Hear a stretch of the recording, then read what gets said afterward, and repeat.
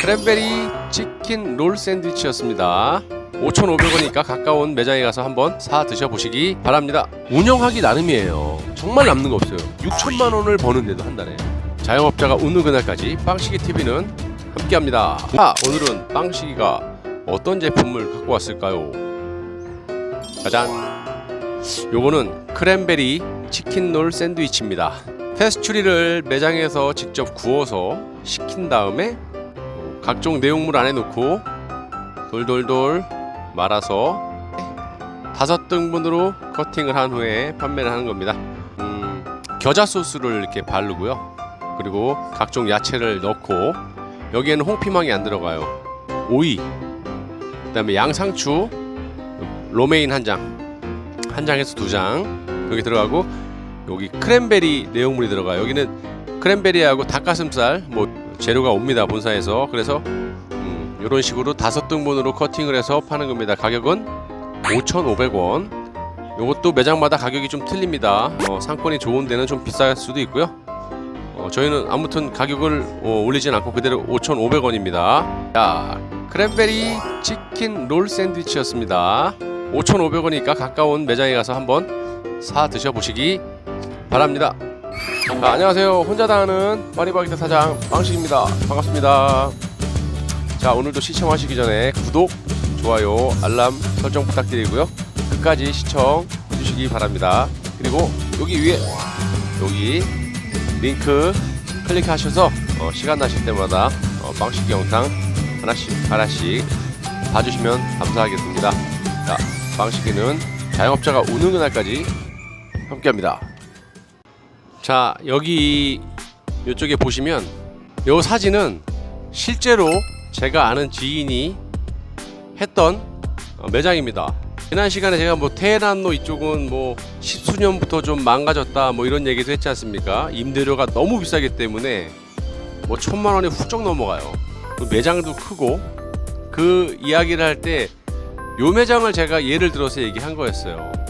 참 그 대로변에 있고 그 선능력 옆에 근처인데, 거기도 파리바게뜨가 골목골목마다 몇 개씩 있어요. 워낙 인구들이 많기 때문에 오피스가입니다.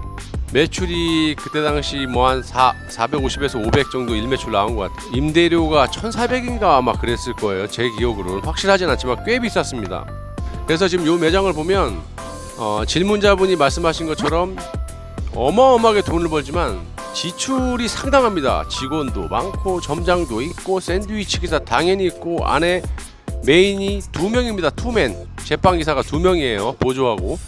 그러니 돈을 벌어서 다 어디로 나가겠어요. 그리고 그때 그 점주님은 장사하고는 전혀 어떤 좀 인연이 안 맞아. 아주 곱상하시고 외국에도 오래 사시고 영어도 잘하시고, 그러다 보니까 이 장사 쪽하고는 조금 매치가 좀 안 되는 분이세요. 너무 수수하시고 이런 분이라, 최소한 투맨을 하려면 보조기사를 아르바이트로 해서 바쁜 시간, 특히 후라이 이렇게 튀김하는 그런 것들만 보조로 잠깐 몇 시간만 쓰면 거기에서도 돈을 꽤 절약을 할 수가 있어요.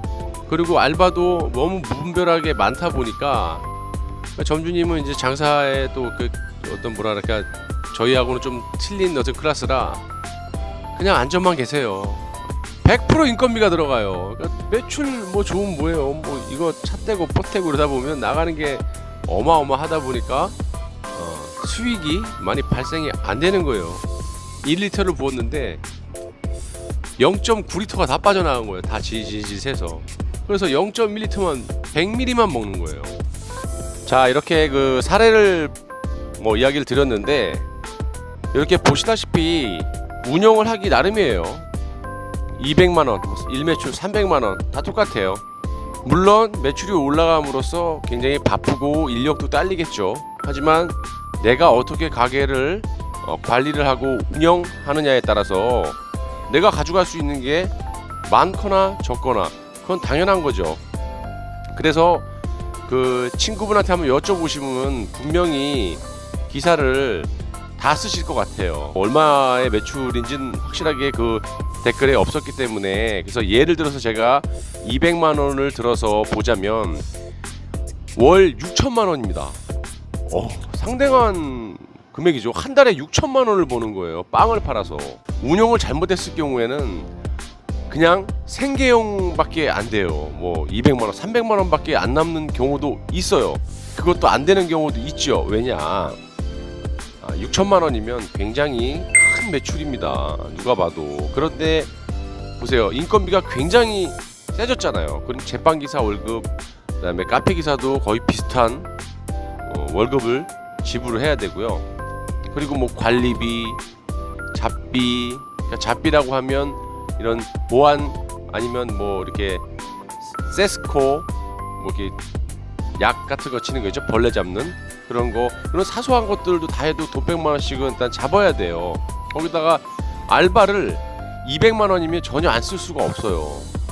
최소한 사장님이 없을 때는 한 명에서 두 명은 무조건 있어야 돼요. 내가 봤을 땐 사장님이 없었을 땐 두 명은 놔야 돼요. 왜냐면 이 파리바게뜨 특성상 언제 어느 때 손님이 몰릴 수가 있거든요.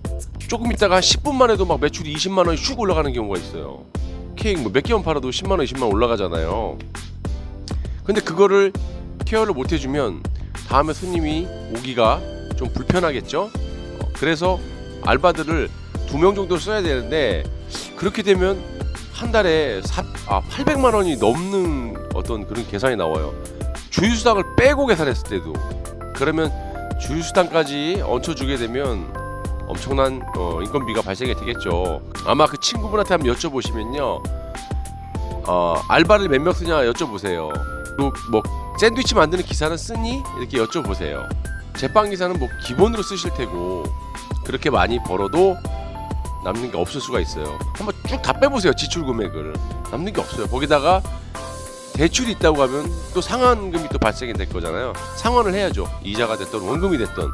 그럼 그게 이제 고정비로 잡혀야겠죠. 5년이 됐던 10년이 됐던 그런 것들 합치면 안 남을 수도 있어요. 하지만 거기에서 알바를 하나 줄이고 카페 기사가 없다고 하고 내가 조금만 매장의 일을 알바를 좀 줄인 다음에 한다면 뭐 1,000만 원까지는 아니더라도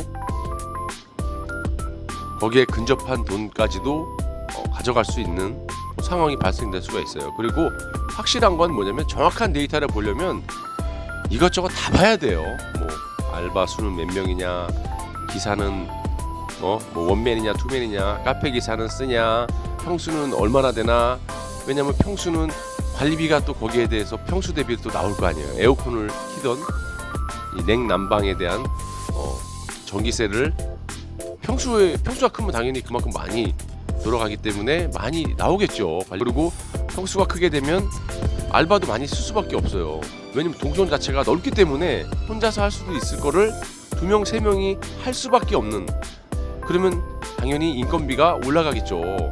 그래서 제가 매장 구할 때 전용 면적으로 20평에서 25평을 넘기지 말아라 라고 말씀드리는 게 그런 거예요.